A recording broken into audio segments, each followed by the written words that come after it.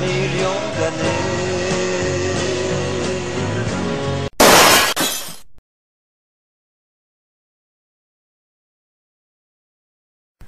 Eh salut tout le monde, c'est Moss. Aujourd'hui on va continuer la série des Il y a des millions d'années, avec la période qui suit la fin du Précambrien, il y a 542 millions d'années. Donc la vidéo sur le Précambrien, si tu veux, tu cliques sur la notation pour la voir. Donc cette période là qui suit la fin du Précambrien s'appelle le Cambrien. Cette période débute donc, comme je l'ai dit il y a quelques secondes, il y a 542 millions d'années, et s'achèvera il y a 500 millions d'années, ce qui fait qu'elle dure 42 millions d'années, bien que les scientifiques estiment qu'il y a une petite marge, ça dépend les études.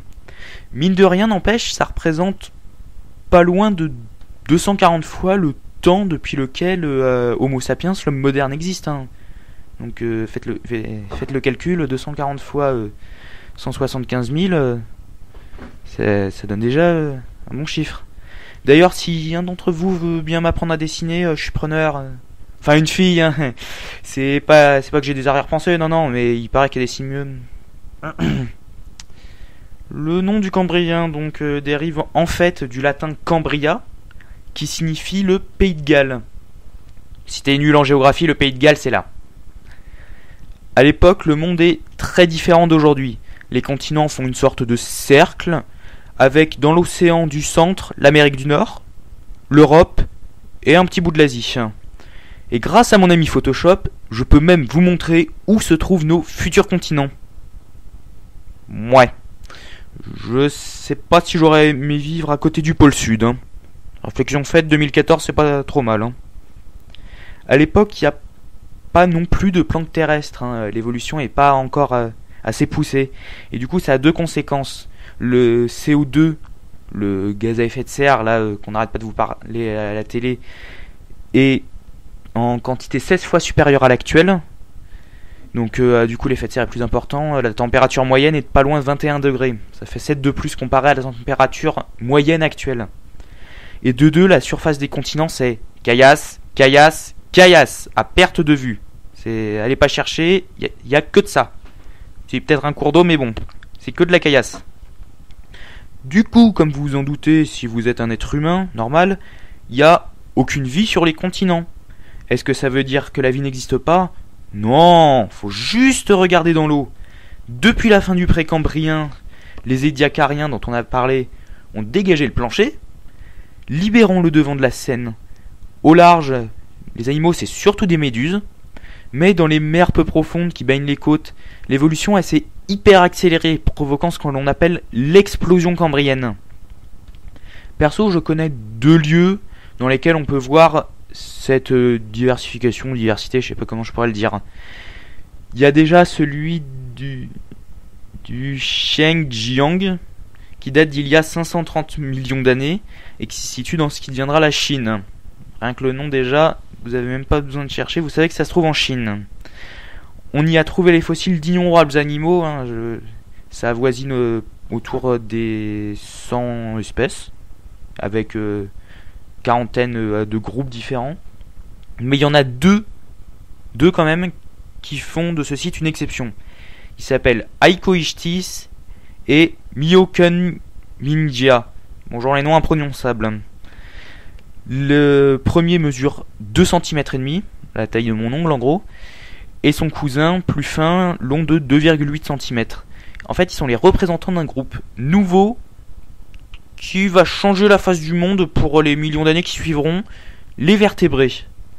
Donc, toutes les bestioles allant du thon à l'homme, en passant par les dinosaures, descendent tous de ces minuscules poissons ressemblant plutôt à des blancs de poulet. Mais il y a un autre site encore mieux. Ce site est carrément reconnu au patrimoine mondial de l'UNESCO. Le Burgess Shale. Il y a 520 millions d'années, le Canada se trouvait dans les régions en rouge. Là, comme vous pouvez le voir. Donc les eaux tropicales ont permis à la vie d'évoluer de manière spectaculaire, mettant au point, parmi de très nombreuses impasses dans l'évolution, les ancêtres de nos animaux modernes. Parmi les innombrables animaux, on peut citer l'Anomalocaris. Oui, c'est plutôt chelou. Le premier super prédateur du vivant, long de 2 mètres. Il occupait la même place que le lion actuel dans sa savane. Il y a aussi les trilobites. Oui, c'est un nom scientifique, alors vous vous concentrez, hein, le nom n'est pas une blague. Qui sont des arthropodes que l'on retrouve partout dans le monde. Là, tu es peut-être en train de te demander, c'est quoi un arthropode? En fait, c'est un groupe d'animaux très divers, hein, mais qui compte pas loin d'1 million d'espèces actuellement recensées, qui vont des scorpions aux insectes, en passant par les crustacés, les araignées, les mille-pattes et leurs très nombreux cousins. Je vais pas tous les citer, on en a pour 3 heures. Donc, du coup, comme je vous l'ai dit, on en approche du million connu, et rien que 9/10 de ces bestioles sont des insectes. Donc pour en revenir aux Cambriens, c'est à cette période qu'ils ont explosé d'un point de vue de l'évolution. C'est donc ce qui se ressent au Burgess, là, le site fossilière dont je vous parle. Dans les arthropodes, il y en a un autre qu'on peut citer. Il s'appelle Marella. Une bestiole avec un look un peu d'extraterrestre. Je sais pas vous, moi ça m'évoque plutôt un extraterrestre qu'un animal terrestre. Bien entendu, il n'y avait pas que ces 3 bestiaux, mais je vais pas tous vous les dire, hein. Il y en a énormément. J'ai essayé de les compter, hein, mais c'est suicidaire. C'est suicidaire à faire. Outre les arthropodes, on a aussi trouvé pas mal d'autres bestioles, comme un petit bout de gélatine, qui de ses 5 cm a longtemps été pris pour notre ancêtre, Pikaia. Donc on sait aujourd'hui que c'est pas notre ancêtre, il appartient à un groupe cousin des vertébrés. Et bien sûr, il y avait des mollusques, des éponges, une autre éponge. Je fais pas une vidéo sur les dessins animés. Voilà, les éponges animales. Et il y en avait bien sûr plein d'autres. Maintenant, on va se faire le top 3 des bestioles cheloues du Burgess Shale. Parce que oui, il y a pire que ce que je vous ai montré. C'est vrai. Numéro 3, Wiwaxia. Une éponge avec des pics qui faisaient 3 petits centimètres. Donc la 3e place du classement, c'est OK. Numéro 2, Opabinia. Oui, ce truc a existé.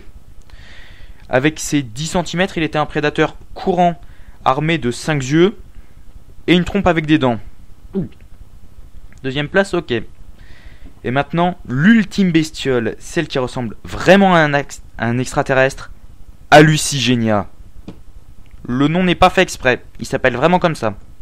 C'était une sorte de ver, marchant sur 7 paires de tentacules, donc 14, et avec 14 autres pics sur le dos.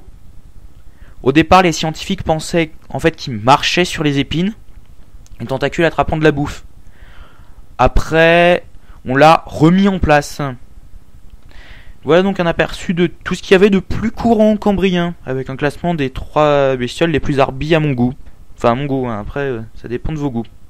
Oui, ça fait beaucoup de répétitions. Donc la plupart d'entre eux ont disparu il y a 500 millions d'années, laissant la place aux quelques survivants qui seront les ancêtres de nos animaux modernes et qui repeupleront les océans à la période suivante qui sera dans la vidéo suivante. Donc si cette vidéo t'a plu, tu peux laisser un commentaire, mettre un petit pouce bleu, voire à t'abonner pour savoir la suite. Au passage, j'en profite pour remercier mes 9 abonnés. Oui, c'est pas aucun commentaire sur le nombre, merci. Donc c'est beaucoup de mes potes. Donc merci les gars de vous être abonnés. Et on se retrouve bientôt pour une nouvelle vidéo. Ciao!